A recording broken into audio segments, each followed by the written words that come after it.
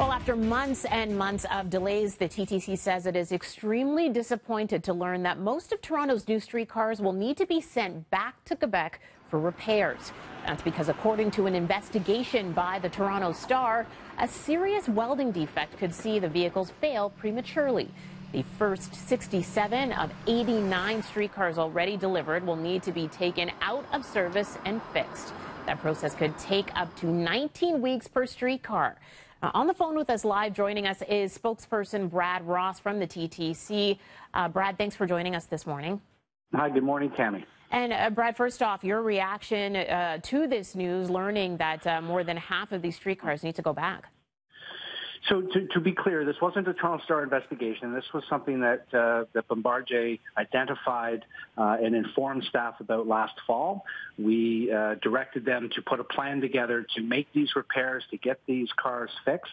These are not safety critical issues. Nevertheless, we are very, very frustrated by all of this. We do not want streetcars taken out of service for what amounts to quality assurance issues in the manufacturing of the first 67 cars. Now, it's since been rectified, and we're not seeing those problems now, but it's very frustrating. Now, 67 cars are not going to be taken out of service all at once.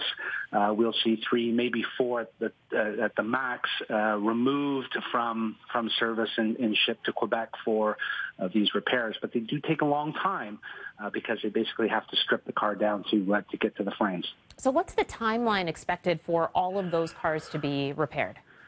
So the timeline we're looking at is by 2022, these repairs will have been completed. Essentially what this means is that the guaranteed lifetime service life of the vehicle of about 30 years will be achieved. If we don't do this work, if Bombardier don't do this work, then we'll start to see problems with the frames 10, 15 years out. They will then need perhaps more extensive repairs, and they will not be covered by the warranty. So this is all being paid for by Bombardier, to be clear.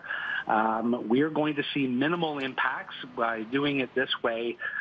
We will have enough streetcars to meet the service demands that we have today, and where we don't have enough to meet a particular route's demand, we'll do what we're doing currently, and that is we'll have to supplement it with buses. But the impact on our customers will be minimal. As far as we're concerned right now, you shouldn't actually see any difference. And what would the impact be on the delivery of the rest of the new streetcars that are supposed to come in but are delayed? Well, they're starting to meet those targets now, so there's no real impact to their manufacturing. They're being manufactured in Thunder Bay and later this summer in Kingston.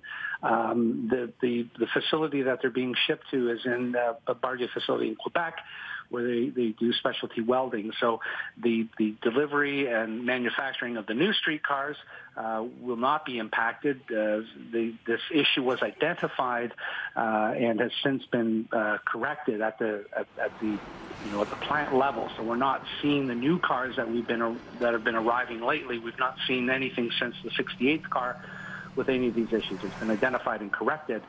Now they needed to go away and figure out a way to fix the 67 cars, and that's why it took several months to put a plan together that we were okay with. All right, Brad, thank you so much for joining us once again. All right, thank you, Tammy.